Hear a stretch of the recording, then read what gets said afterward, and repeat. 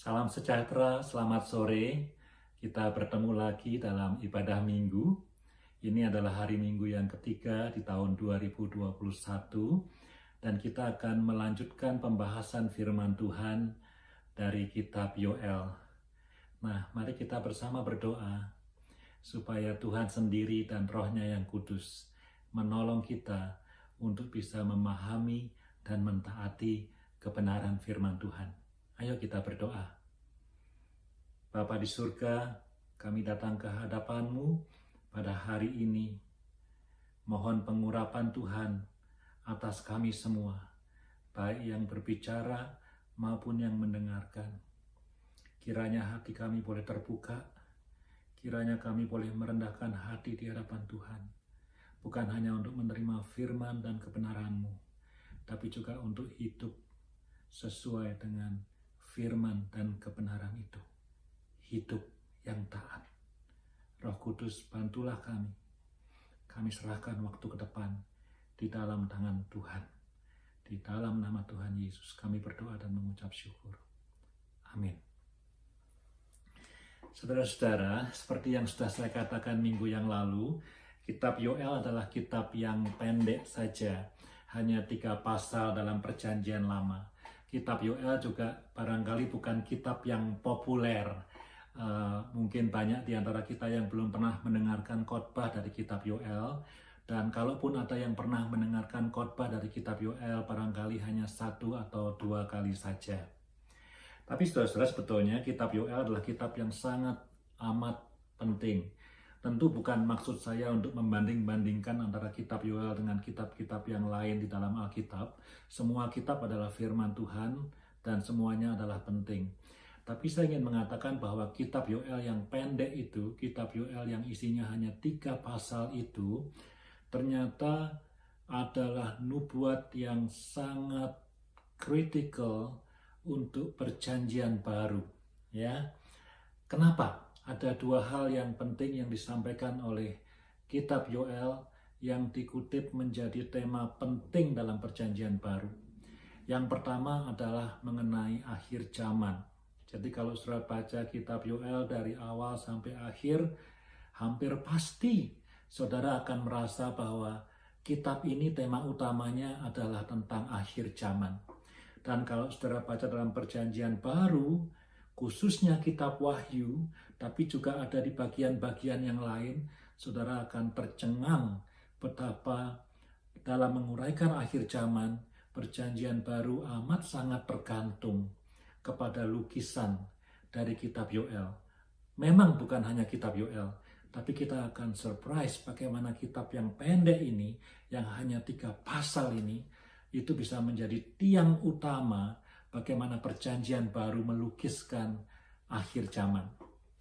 Dan yang kedua, kenapa kitab Yoel begitu signifikan dan begitu kritikal bagi perjanjian baru? Karena dalam kitab Yoel ada nubuat tentang Pentakosta, tentang turunnya Roh Kudus yang dialami oleh murid-murid Tuhan Yesus di Yerusalem setelah Tuhan Yesus naik ke surga. Amazing ya? Kitab yang nampaknya tidak populer ini membawa tema yang amat penting yang diakui oleh perjanjian baru, yaitu akhir zaman dan Pentakosta, turunnya Roh Kudus. Hari ini kita akan membahas mengenai tema akhir zaman.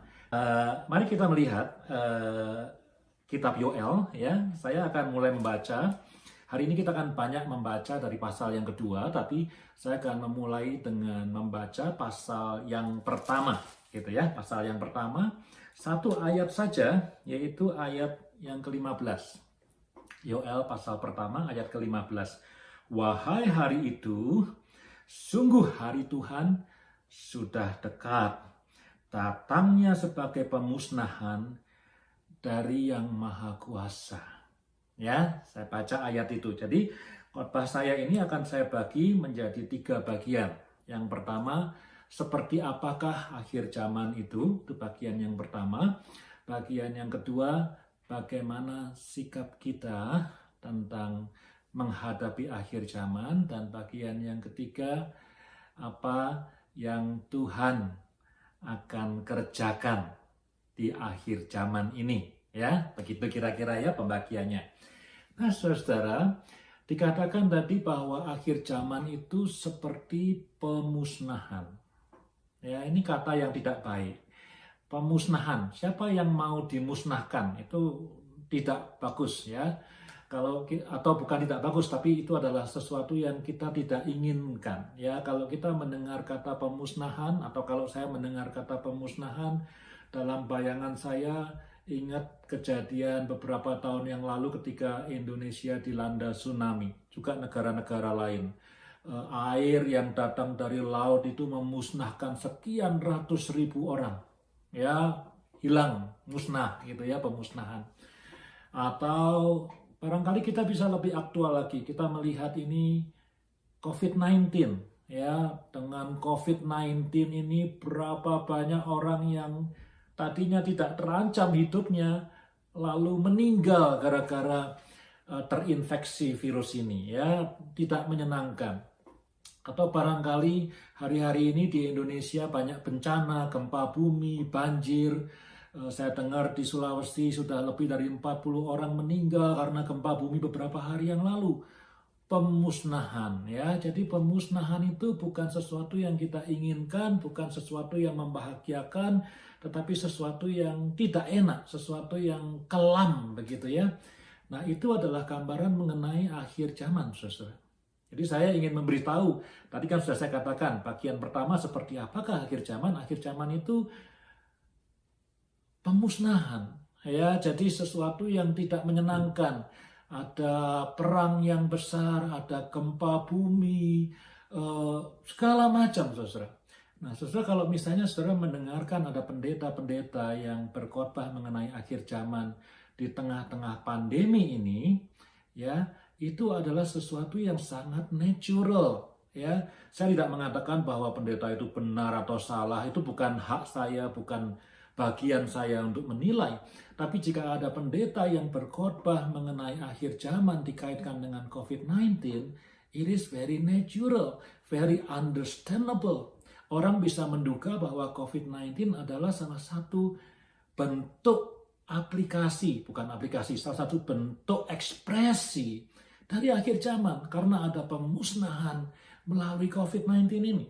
Ya, sekali lagi, saya tidak mengatakan bahwa akhir zaman akan terjadi besok atau lusa, tidak ada seorang pun yang tahu, tapi sangat natural kalau seorang hamba Tuhan atau pendeta mengkhotbahkan mengenai akhir zaman di tengah-tengah pandemi seperti sekarang ini. Kita berbeda tentunya. Saya berkhotbah akhir zaman bukan gara-gara pandemi, tapi gara-gara dalam doa dituntun Tuhan untuk membahas dan menjelaskan kepada kita semua mengenai kebenarannya di dalam kitab Yoel. Ya, yang pertama adalah pemusnahan. Itu adalah akhir zaman. Yang kedua, mari kita lihat di pasal yang kedua. Ya, mari kita lihat pasal yang kedua, mulai ayat yang kedua. Ya, mulai ayat yang kedua atau mulai dengan ayat yang 1b gitu ya. Sebab hari Tuhan datang, sebab hari itu sudah dekat ya. Suatu hari gelap gulita, kelam kabut, suatu hari berawan dan kelam pekat. Ya, jadi sekali lagi itu menegaskan ini sesuatu yang tidak enak ya. Kita ingin udara yang cerah, kita ingin cuaca yang hangat begitu ya.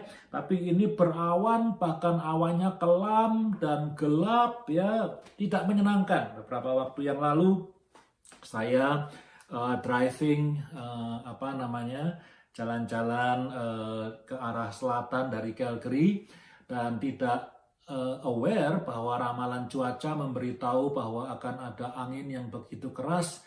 Bahkan yang tercatat itu anginnya 111 km per jam.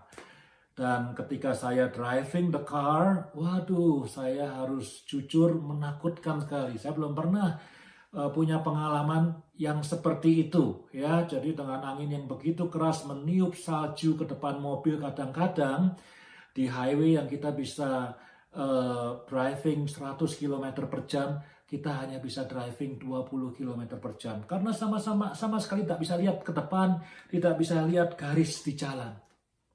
Ya, kita ingin cuaca yang cerah, kita ingin hari yang hangat, yang bersahabat. Tapi akhir zaman melukiskan sesuatu yang sulit, situasi yang sulit. Kira-kira seperti yang sedang kita hadapi hari-hari ini. Kita baca lagi, ya, kita baca lagi. Ya, ayat 4 misalnya, ya, rupanya itu seperti kuda. Ini bukan menggambarkan soal perang, tapi ini menggambarkan mengenai akhir zaman tadi. Jadi pasal 2 dimulai dengan akhir zaman yang sudah dekat tadi. Rupanya seperti kuda dan seperti kuda balapan mereka berlari. Seperti gemertaknya kereta-kereta mereka melompat-lompat di atas puncak-puncak gunung. Ya, bayangkan itu ya. Akhir zaman itu seperti kuda balap, bukan seperti kuda yang jalannya pelan-pelan gitu ya, bukan seperti kuda poni yang untuk rekreasi anak-anak, tapi ini kuda balap serius dan jalannya cepat sekali ya. Dan kemudian di sana seperti geletiknya nyala api yang memakan habis jerami. Itu kenapa kebakaran hutan itu cepat terjadi, karena kalau sudah ada api yang kecil saja membakar rumput yang kering, sudah tidak bisa di stop, tidak bisa dihentikan lagi, gitu ya. Ayat yang ke-6, terhadapnya bangsa-bangsa gemetar, segala muka bertambah menjadi pucat pasi, seperti pahlawan mereka berlari. Siapa itu yang seperti pahlawan? Akhir zaman itu, seperti pahlawan mereka berlari, seperti prajurit mereka naik tembok. Jadi kalau ada tembok nih, kalau ada tembok di depan itu, dia akan naik. Kalau kita jalan ada tembok, kita ngapain? Kita belok kiri atau belok kanan? Salah ya, belok kiri atau belok kanan, begitu ya. Tapi dia naik, katanya naik ke atas, gitu ya. Dengan tidak membelok dari jalannya, tuh ayat 7 dikatakan dengan tidak membelok dari jalannya. Mereka tidak berdesak-desakan, mereka berjalan terus. Ini perhatikan, masih dalam konteks tembok. Kalau ini ada tembok dan orang yang paling depan berhenti di situ, apa akibatnya? Yang belakang akan berdesak-desakan ya. Karena apa? Yang paling depan berhenti. Ya, tadinya baris dengan rapi, jaraknya 1 meter, 1 meter, 1 meter, tapi karena yang paling depan kena tembok, yang lainnya akan merapat berdesak-desakan. Tapi ini tidak terjadi karena apa? Yang paling depan tidak berhenti, dia naik ke atas tembok. Jadi yang belakang ngikutin terus, gitu ya. Kira-kira gambarannya seperti itu. Mereka menerobos pertahanan dengan tombak. Mereka tidak membiarkan barisannya terputus. Tidak ada yang terputus. Mereka menyerbu ke dalam kota. Mereka berlari ke atas tembok. Mereka memanjat ke dalam rumah-rumah. Mereka masuk melalui jendela-jendela seperti pencuri. Itu persis tsunami itu ya. Air itu masuk itu ya ke daratan. Kalau dia melihat apapun yang berlubang, pintu atau jendela, itu air akan masuk gitu ya. Kalau tidak masuk, rumahnya roboh sudah pasti. Ya, kalau rumah yang kecil-kecil, rumah yang sederhana sudah roboh ya. Tapi kalau rumahnya kuat, itu air akan berusaha untuk masuk melalui semua lubang yang ada. Nah, saudara, apa yang mau disampaikan di sini? Akhir zaman itu unstoppable, tidak bisa dicegah. Saudara mau percaya pada akhir zaman atau tidak penting. Ya, tidak penting dalam arti apa? Akhir zaman tetap akan terjadi. Dan terjadi kepada semua orang. Dikatakan tadi apa? Semua pintu dimasukin, semua jendela dimasukin, ada tembok didaki. Artinya apa? Artinya semua orang yang percaya Yesus, yang tidak percaya Yesus, yang percaya akhir zaman, yang tidak percaya akhir zaman, yang sungguh-sungguh memperhatikan akhir zaman atau yang mengabaikan akhir zaman itu akan terjadi. Dan terjadinya itu seperti tentara, seperti pahlawan tadi yang kita baca itu. Maju terus, tidak pernah mundur. Artinya apa? No delay. Meskipun kita tidak tahu kapan waktunya, tapi akhir zaman itu terus, time itu terus berjalan sampai the end of times. Yaitu akhir zaman itu. Tidak bisa dicegah. Tidak ada orang. Kalau minggu lalu kita belajar tidak ada orang di Israel yang terbebas dari wabah pertanian ini, wabah belalang. Maka tidak ada seorang pun di dunia ini yang bebas dari mengalami zaman akhir. Meskipun kita tidak tahu kapan itu akan terjadi. Ya, jadi saya pikir cukup jelas firman Tuhan hari ini tentang seperti apakah akhir zaman. Yang pertama, akhir zaman itu seperti zaman pemusnahan. Ya, maka itu Alkitab melukiskan dengan perang, dengan gempa bumi, dan sebagainya, sesuatu yang tidak menyenangkan. Coba kita baca ayat 10 itu. Di depannya bumi gemetar, langit bergoncang, matahari dan bulan menjadi gelap, bintang-bintang menghilangkan cahayanya. Bayangkan, ayat 9 bagian kedua, perhatikan itu. Mereka masuk melalui jendela-jendela seperti pencuri. Ya, itu gambaran yang dikutip Tuhan Yesus. Akhir zaman itu seperti pencuri. Jadi sekali lagi ini menggambarkan betapa pentingnya kitab Yoel ini. Ya, luar biasa. Bahkan Yesus ketika melukiskan akhir zaman, itu mengambil cerita yang ada dalam kitab Yoel seperti seorang pencuri. Tadi yang kedua saya katakan apa yang kita harus lakukan di zaman-zaman akhir ini. Saudara-saudara, saya masih ingat sekali pada waktu saya masih muda dulu, ya, masih belum pernah sekolah teologi ya, tapi sudah mulai melayani dan kadang-kadang juga berkhotbah menyampaikan firman Tuhan. Saya diminta oleh salah satu persekutuan anak-anak muda untuk menyampaikan khotbah tentang akhir zaman. Ya, waduh, ya bayangkan, belum pernah sekolah teologi ya, masih muda, diminta untuk khotbah tentang akhir zaman. Tentu saya bisa belajar banyak dari Alkitab, baca Alkitab, kemudian belajar tentang akhir zaman. Tapi hati saya pada waktu itu belum sejahtera, belum mantap sekali. Sampai ketika masa-masa persiapan itu saya mendengarkan satu khotbah yang bagus sekali. Dan dalam khotbah itu pembicaranya mengatakan bahwa tidak ada seorang pun di dunia ini yang tahu kapan akhir zaman itu. Memang betul, Alkitab mengatakan tidak seorang pun yang tahu. Jadi kalau ada orang yang mengatakan bahwa akhir zaman akan terjadi minggu depan, tanggal sekian, bulan sekian, tahun sekian, kita harus waspada dan kita harus berhati-hati karena firman Tuhan mengatakan tidak seorang pun yang tahu kapan Yesus akan datang kembali. Ya, jadi jangan percaya dengan hal-hal yang seperti itu. Harus berpegang kuat pada firman Tuhan di dalam Alkitab, begitu ya. Lalu orang ini yang berbicara ini, yang saya dengarkan khotbahnya, dia mengatakan bahwa yang penting adalah bagaimana kita hidup dengan benar di dalam menantikan, di dalam mengantisipasi akhir zaman yang pasti akan datang itu, kapanpun harinya yang kita tidak ketahui. Jadi, sekali lagi, yang paling penting ketika belajar akhir zaman bukan mencari tahu dan menyelidiki kapan akhir zaman akan terjadi. Kita tidak akan pernah menemukannya karena Alkitab mengatakan tidak seorang pun yang tahu kapan zaman akan berakhir, kapan Tuhan Yesus akan datang. Ya, maka itu hati-hati kalau ada orang yang mengaku-ngaku tahu kapan hari dan tanggalnya. Tetapi yang penting karena kata pengkhotbah itu adalah bagaimana kita hidup hari ini untuk menantikan, di dalam mengantisipasi akhir zaman. Setelah saya mendengarkan khotbah itu, saya katakan saya menemukan kuncinya, apa yang saya harus sampaikan. Dan saya beri judul khotbah saya mengenai akhir zaman pada waktu itu, judulnya adalah Eskatologi Mentalitas. Wah, keren ya, masih muda dulu senang kata-kata yang keren. Eskatologi adalah cabang ilmu teologia mengenai akhir zaman. Eskatos atau eskaton itu adalah hal-hal yang terakhir. Logos menjadi logi itu adalah ilmu atau sesuatu yang membicarakan tentang. Jadi eskatologi adalah sesuatu yang membicarakan tentang hal-hal terakhir. Eskatologi adalah ilmu yang membicarakan mengenai akhir zaman. Itu eskatologi.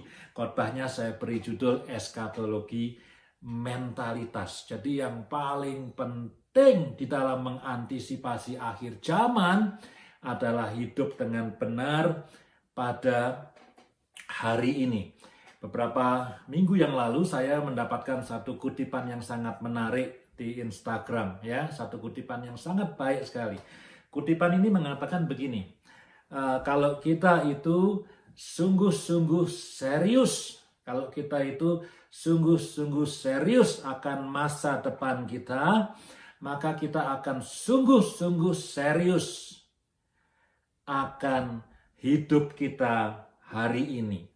Ya, masa depan kita yang sesungguhnya adalah bagi orang-orang yang percaya Tuhan di surga. Ya, Masa depan kita yang sesungguhnya bukan hanya minggu depan, tahun depan, 50 atau 10, 20 tahun lagi.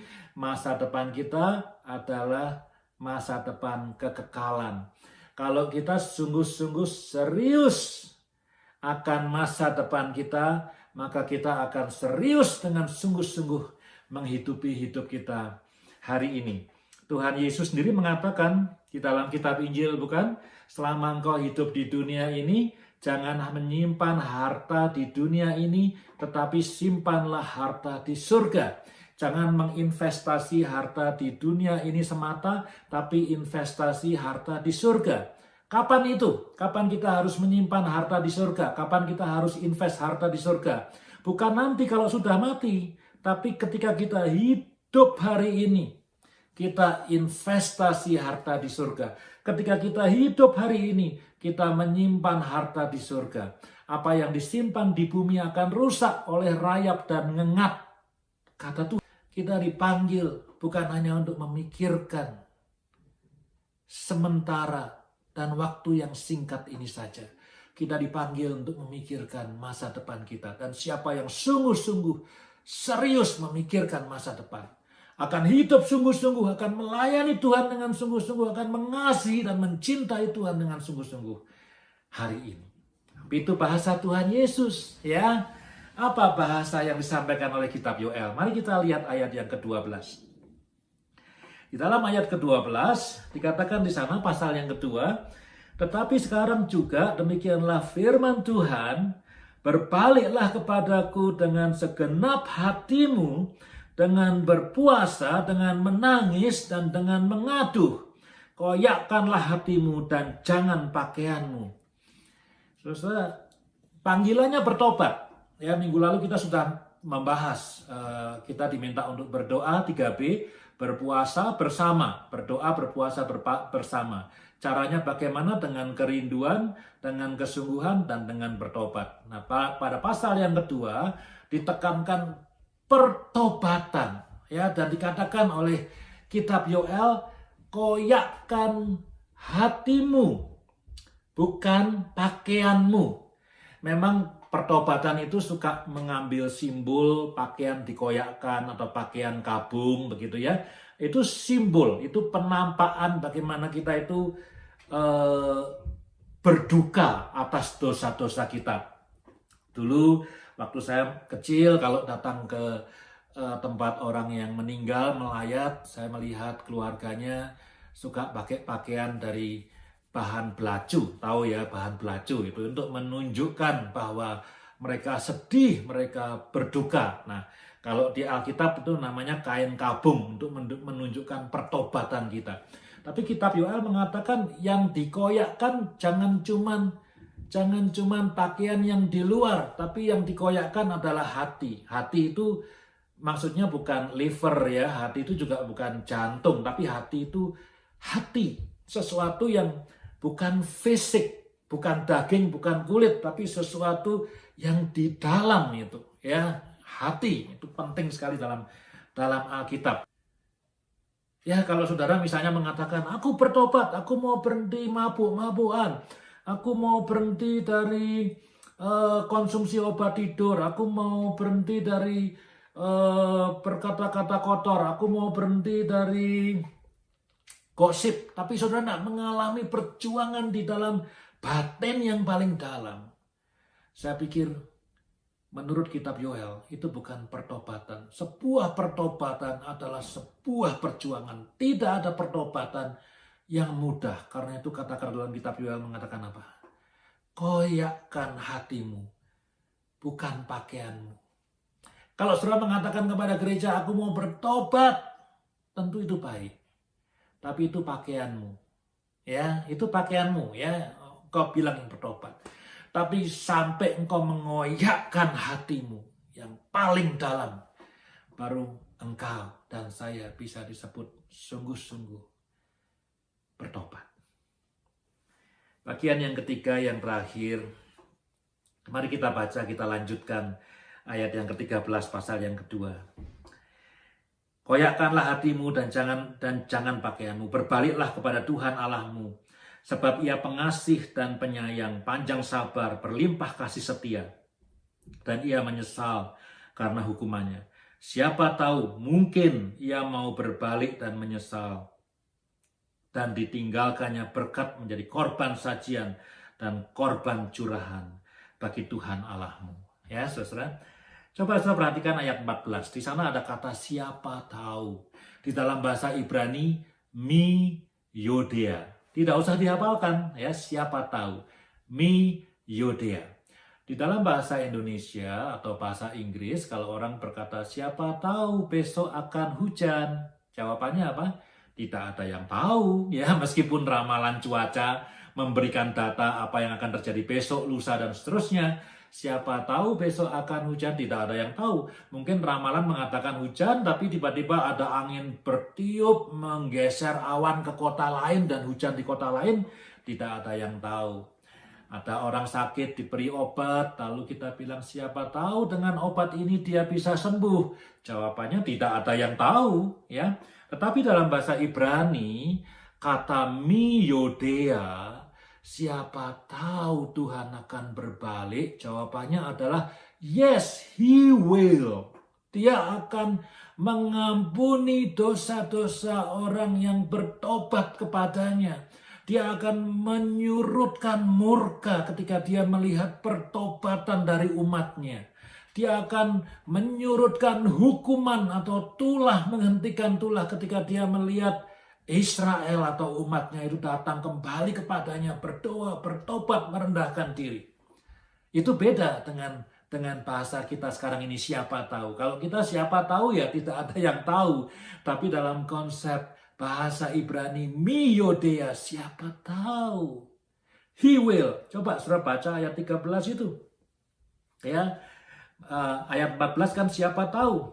Ayat 13 setelah dikatakan bahwa ia adalah pengasih dan penyayang dan panjang sabar dan berlimpah kasih setia, dikatakan dan ia menyesal karena hukumannya. Kalau apa saudara?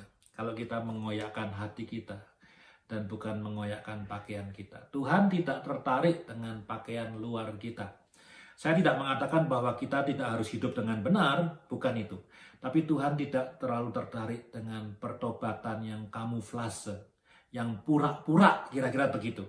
Dia menginginkan pertobatan yang sungguh keluar dari hatimu dan engkau hidupi hidup yang baru. Dan kalau itu terjadi, Tuhan akan menyesal dengan apa atau hukuman apa yang telah dia lakukan, dengan tulah yang dia telah timpakan. Artinya apa? Dia akan berhenti. Karena apa? Dia penuh kasih sayang. Dia itu panjang sabar. Dia itu melimpah dengan kasih setia. Well, akhir zaman adalah pemusnahan. Yes, itu firman Tuhan. Kita tidak bisa tolak. Tapi ada sesuatu yang lebih hebat dari itu. Yaitu bahwa Tuhan kita, Tuhan yang panjang sabar, penyayang, pengasih, dan penuh dengan kasih sayang, kasih setia. Ya, jadi akhir zaman itu satu adalah the message of doom. Tahu ya, the message of doom, pesan malapetaka. Tapi juga the message of hope, pesan pengharapan. Karena apa? Karena Tuhan yang penuh kasih setia tadi. Kalau dia melihat umatnya bertobat, dia akan surut murkanya dan menghentikan hukumannya. Saya mau praktis saja, saudara. Saya ingin katakan begini. Kalau seandainya COVID-19 ini adalah sesuatu yang betul-betul menandakan bahwa akhir zaman akan datang segera, literally akan datang segera.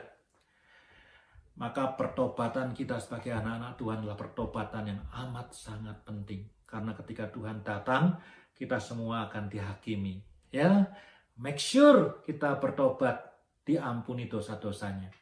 Ya, yang kedua, tapi kalau seandainya COVID-19 ini bukan